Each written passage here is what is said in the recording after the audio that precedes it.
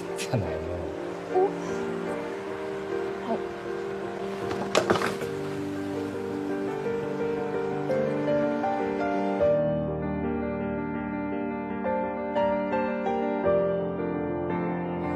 Hey, what's up guys? Welcome back again with Mimin Taufan di sini.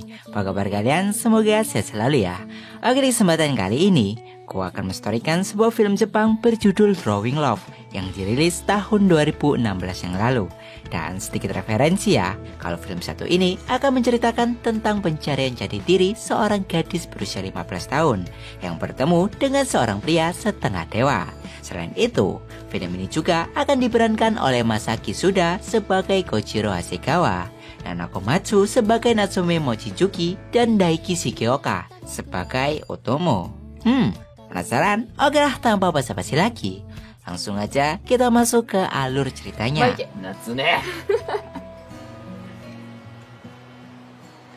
Film ini diawali dengan memperkenalkan seorang gadis bernama Natsume, seorang model majalah fashion yang cukup terkenal. Namun sayangnya, karena kesehatan kakeknya yang memburuk, Natsume beserta keluarganya, mereka terpaksa harus pindah ke kampung halaman milik ayahnya, atau tepatnya di daerah Ukikumo, untuk merawat sang kakek yang sudah tua.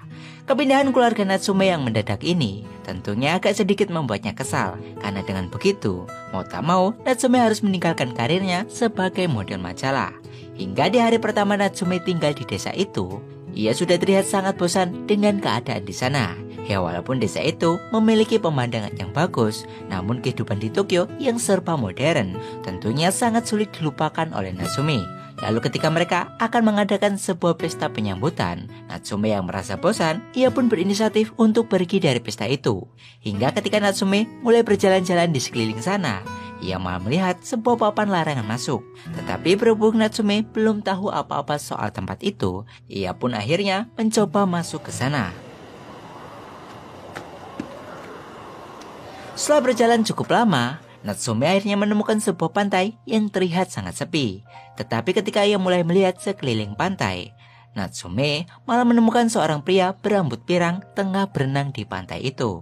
Tetapi ketika Natsume mendekati pria tersebut dan pria ini sadar jika di sana ada orang lain, ia pun segera naik ke daratan dan mendekati Natsume. Lalu setelah mendekat ini, pria tersebut lalu mengatakan sesuatu kepada Natsume. Sehingga dari pertemuan pertama ini, rupanya agak sedikit membuat Natsume tertarik dengan pria yang baru dirinya temui itu.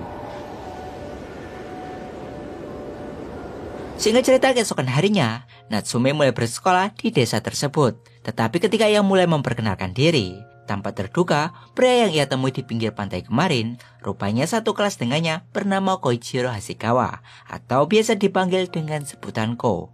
Setelah jam pertama di kelas Natsume selesai, mereka semua yang tahu jika Natsume adalah seorang model fashion di Tokyo, mereka pun mulai mendekatinya dan berkenalan dengan Natsume. Salah satunya adalah Otomo dan Kana. Namun berhubung Natsume sangat tertarik dengan pria yang kemarin ia temui, ia pun mencoba untuk menyapanya.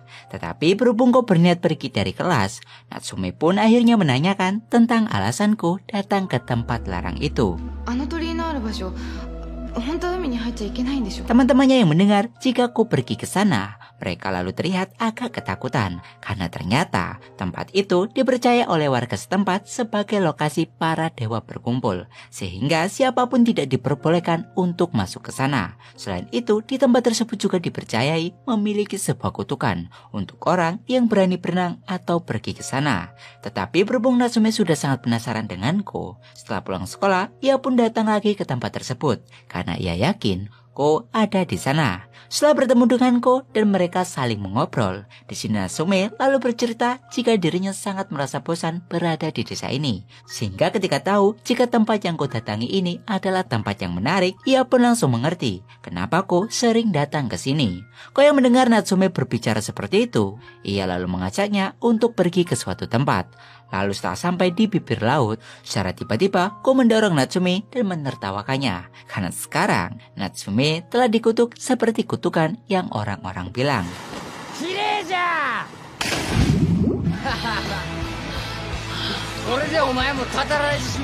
Sejak hari itu Natsume dan Ko yang merasa saling cocok, mereka pun mulai menjadi dekat. Meskipun kedekatan mereka ini bisa dikatakan sangatlah unik. Hingga pada suatu hari, seorang fotografer terkenal datang ke rumah kakek Natsume. Karena ternyata si fotografer ini sangat tertarik kepada Natsume dan ingin membuat sebuah fotobook yang mengambil tema desa tempat tinggalnya sekarang. Dan karena Natsume rupanya masih tertarik dengan dunia model, ia pun akhirnya menerima pekerjaan tersebut. Namun saat mereka tengah melakukan sesi pemotretan di hutan, secara tiba-tiba Ko melemparkan sesuatu ke kepala si fotografer itu sambil mengatakan jika tempat ini adalah miliknya. 何するんですか? ここはうちのもんじゃ。お前らこそ何やっちょる。あれも俺のもんじゃ。 Melihat Ko bertingkah seperti itu, Natsume lalu mengajarnya dan terjadilah kejar-kejaran di antara mereka. Meski pada akhirnya, Ko tetap meninggalkan Natsume yang telah kelelahan. Setelah itu Shin lalu berpindah dan memperlihatkan Kana yang siang itu datang menemui Natsume, di mana si Kana mengatakan jika dirinya sangat mendukung hubungan Natsume dan Ko, karena menurutnya mereka berdua sangatlah cocok. Namun walaupun Kana mengatakan hal tersebut, secara diam-diam rupanya ia menyukai Ko. Tetapi karena dirinya tidak populer di sekolah itu, pada akhirnya ia memutuskan menyerah untuk mengejar Ko dan lebih memilih untuk menjadi teman dari Natsume, orang yang cocok dengan Ko. Tetapi walaupun Kana menganggapnya begitu, tidak demikian dengan Natsume. Karena ketika Ko lewat di depan mereka, Natsume terlihat mengabaikan Kana dan justru lebih memilih pergi untuk mengejar Ko. Ketika mereka pulang bersama, terlihat jika hubungan keduanya semakin dekat. Lalu ketika mereka beristirahat, Natsume kemudian menunjukkan fotobooknya yang telah jadi. Di mana setelah Ko melihat semua foto Natsume, di sini kita akan diperlihatkan jika sebenarnya Ko memang menyukai Natsume. Namun perasaan itu belum juga disadari oleh Natsume, yang saat ini ia terlihat tengah bingung dengan perasaannya sendiri. Ko yang saat itu membawa sebuah minuman bersoda, ia lalu memberikannya kepada Natsume. Tetapi ketika Natsume membukanya, soda di dalam minuman itu malah keluar. Namun berkat hal itu juga membuat keduanya saling berciuman dan mulai menyadari perasaan masing-masing.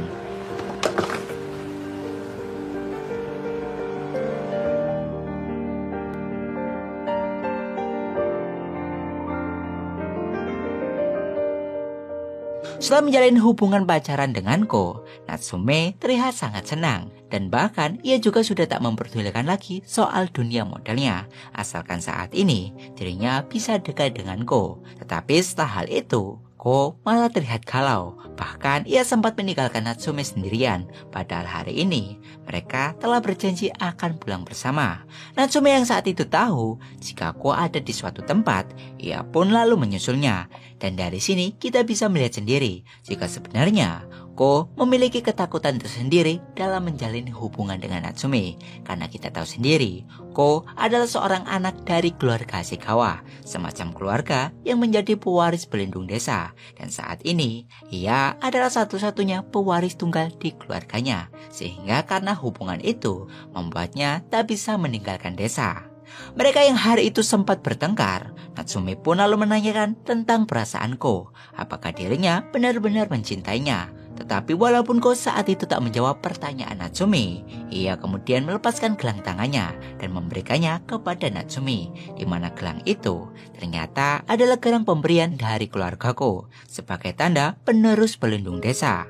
Setelah mereka saling bertukar gelang, rupanya hal itu membuat hubungan mereka menjadi dekat lagi. Hingga pada suatu hari, ada seseorang yang berkunjung ke rumah Natsume, di mana pria itu adalah Takumi Hasamu, seorang pria aneh yang nampaknya menyukai Natsume. Tetapi berhubung malam ini, Natsume akan ada janji untuk pergi ke festival api bersama Ko. Ia pun segera pamit setelah menyapa Takumi. Di malam harinya ketika festival dimulai, Natsume yang saat itu tengah melihat Ko sedang melakukan acara inti bersama anggota keluarganya yang lain. Secara tiba-tiba ia didatangi oleh Takumi yang memberitahunya jika saat ini kakeknya tiba-tiba pingsan dan dibawa ke rumah sakit. Natsume yang sangat percaya dengan pria itu, tanpa menaruh curiga, ia pun langsung ikut bersamanya. Tetapi ketika mereka akan pergi ke mobil Takumi, Natsume malah berpapasan dengan Kana yang menanyakan kepergian Natsume yang terlihat buru-buru.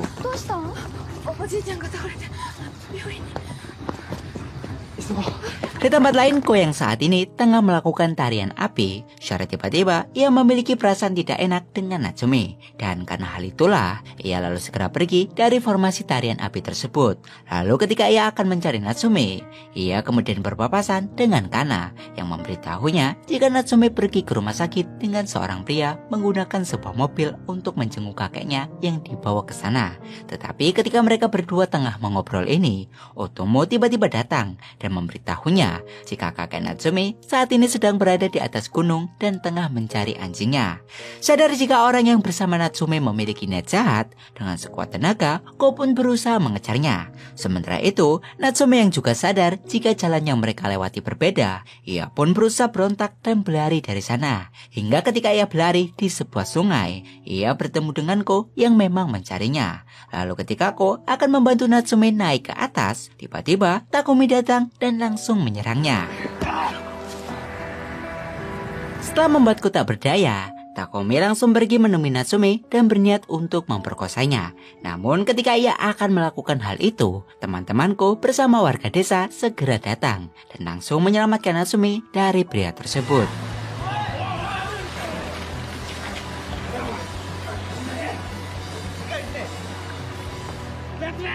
Sejak saat itu, keadaan mereka berubah 180 derajat.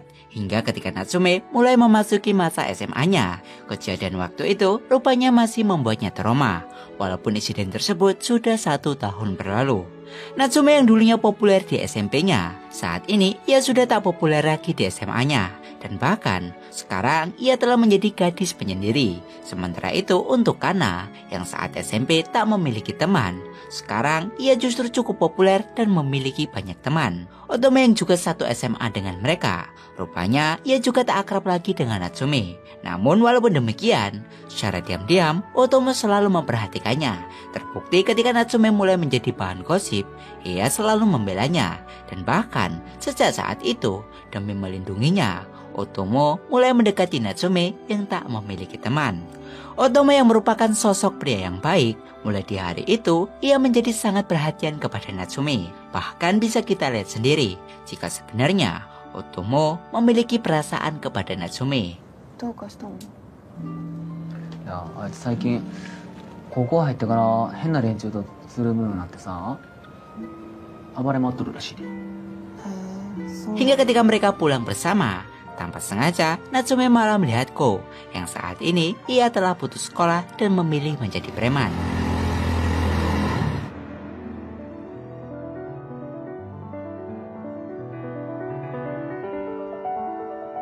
Perasaan Natsume yang sudah terlalu kuat dengan Ko, keesokan harinya ketika pulang sekolah, ia pun berusaha mencarinya. Namun ketika bertemu, Ko terlihat seperti menghindar dari Natsume. Tetapi berhubung Natsume sudah lama tak bertemu dengan Ko, ia pun mengejarnya. Hingga pada akhirnya, mereka pun bisa di satu perahu yang sama.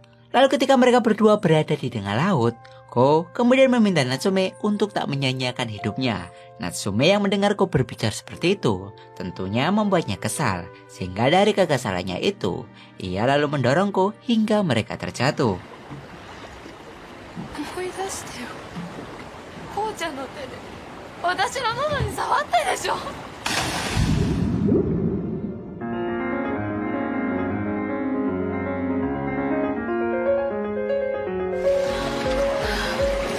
うちゃん。お前の人生に巻き込まれるのはもうごめんじゃ。もう俺に関わらんで。Setelah kembali ke rumah sambil menangis, untungnya di sana ada Otomo yang saat itu tengah bermain dengan adiknya. Otomo yang tahu jika Natsume habis bertemu dengan Ko, ia pun lalu berusaha untuk menguatkannya. Hingga perhatian dari Otomo yang selalu ia berikan untuk Natsume, rupanya semakin membuat Natsume mulai memiliki rasa kepadanya. Tetapi walaupun begitu, tetap rasa cinta Natsume masih terlalu kuat untuk Ko, pria yang telah mencuri perhatiannya. Otomo yang sadar jika Natsume tak bisa mencintainya seutuhnya. Keesokan harinya ketika ia berkunjung ke rumah Natsume, Otomo lalu memutuskan untuk menjadi teman dari Natsume saja. Walaupun kata teman dalam artian lain. Maike. Natsume. Suatu hari ketika Natsume akan masuk ke rumahnya, ia tiba-tiba mendapatkan sebuah telepon yang menawarinya untuk bermain film. Mendengar tawaran itu, awalnya Natsume menolaknya karena ia sudah tak tertarik lagi. Namun berhubung pihak film memaksanya, pada akhirnya Natsume diminta untuk membaca naskah film dulu, yang mana ternyata film itu adalah film tentang kehidupan seorang korban pemerkosaan yang berusaha bangkit dari keterpurukannya, yang tentu saja membuat Natsume harus berpikir 2 kali sebelum menerima tawaran tersebut. Singkat cerita, keesokan harinya, fotografer terkenal yang membuat fotobooknya datang menemui Natsume lagi untuk mengatakan kalau Natsume yang sekarang sudah berubah karena dirinya tak segera menerima tawaran film tersebut. Natsume yang penasaran, ia pun lalu bertanya kenapa ia harus bermain dalam film seperti itu. Dan di sini fotografer tersebut pun menjawab karena menurutnya Natsume adalah orang yang cukup aneh sehingga ia cocok menjadi pemeran film tersebut, yang tentunya perkataan dari si fotografer ini sangat membuat Natsume terluka. 人死んばかりでなんでこれ以上晒し者になんなきゃいけないんですか？いいじゃん晒し者。あんたそういう変態でしょ。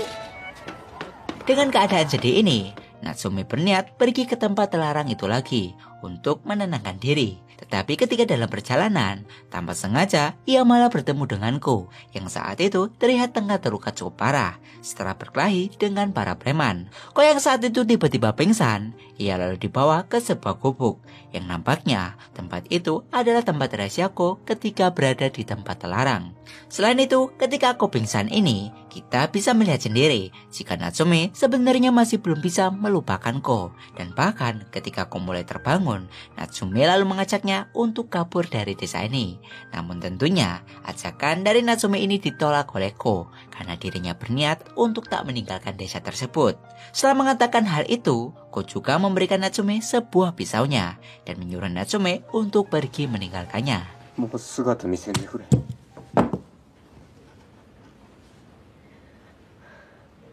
Dari sini kita bisa mengambil kesimpulan jika sebenarnya Ko sangat menyayangi Natsume. Namun di sisi lain, ia juga sadar jika dirinya tak bisa selalu berada di sisi Natsume karena kehadirannya tentunya akan menjadi penghalang impian bagi Natsume. Meskipun Natsume sendiri tak mempermasalahkan jika dirinya tetap tinggal di desa, namun Ko tentunya tak ingin bakat serta pesona Natsume sia-sia karena lebih memilihnya yang seorang penerus penjaga desa. Setelah kejadian itu, Natsume kemudian pergi ke rumah Otomo untuk meminta putus. Selain itu, Natsume yang merasa bersalah kepada Otomo, ia juga terlihat meminta maaf kepadanya karena dirinya masih belum bisa menerima Otomo di hatinya. Natsume yang sekarang telah membulatkan tekadnya, ia juga mengatakan jika dirinya akan segera pergi dari desa tersebut untuk mengejar impiannya di Tokyo. Namun sebelum ia meninggalkan desa tersebut, di hari festival api, Natsume rupanya berniat untuk membuat sebuah kenangan terakhir di desa tersebut, di mana ketika malamnya, Natsume lalu pergi ke gubuk tempat rahasiaku untuk menunggunya. Sementara itu di tempat lain, karena yang saat itu ada di lokasi festival, secara tak sengaja ia melihat seseorang dengan topeng mencurigakan. Dan karena dirinya yakin jika topeng yang digunakan pria itu bukan buatan dari keluargaku, ia pun lalu segera memberitahukan keanehan ini kepadaku. Ko yang sepertinya memang memiliki firasat buruk tentang pria itu, ia pun segera mencarinya. Sementara itu di tempat lain, Natsume yang berada di tempat rahasiaku, secara tiba-tiba ia didatangi oleh pria bertopeng aneh itu, yang mana ternyata pria itu adalah Takumi, seseorang yang dulu sempat ingin memperkosanya. Natsume yang melihat Takumi tentunya berteriak ketakutan sambil mengeluarkan pisau yang diberikan olehku. Tetapi karena kalah kekuatan, pada akhirnya Natsume berhasil dibuat pingsan oleh pria itu.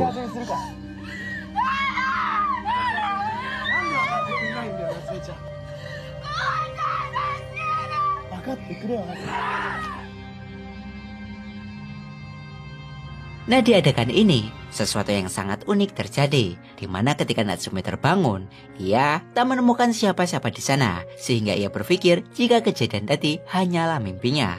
Namun saat Natsume mulai memikirkan kembali kejadian itu, ia kemudian menyadari kalau kejadian tadi bukanlah mimpinya, karena ia ingat pada saat itu, Ko datang menolongnya. Tetapi ketika Ko mencekik pria itu, Kana juga rupanya ada di sana dan mencoba untuk menghentikan Ko agar tak mencekiknya.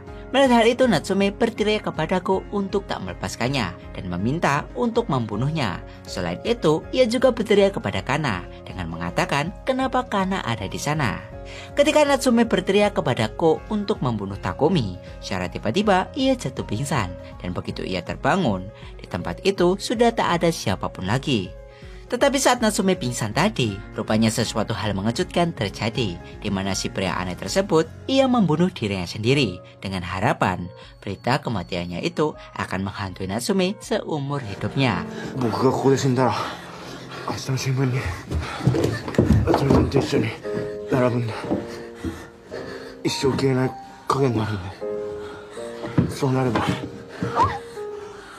夏目ちゃんの芸能界人生は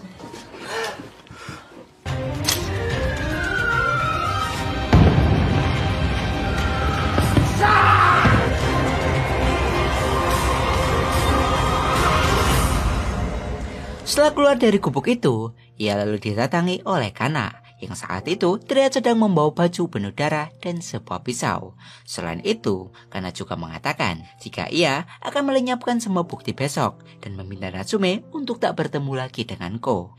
Natsume yang mendengar hal itu tentunya membuatnya terpukul karena di sini Natsume mengira kalau Ko membunuh Takumi atas perintahnya. 夏目ちゃん、もう二度とこうちゃんに会わんで。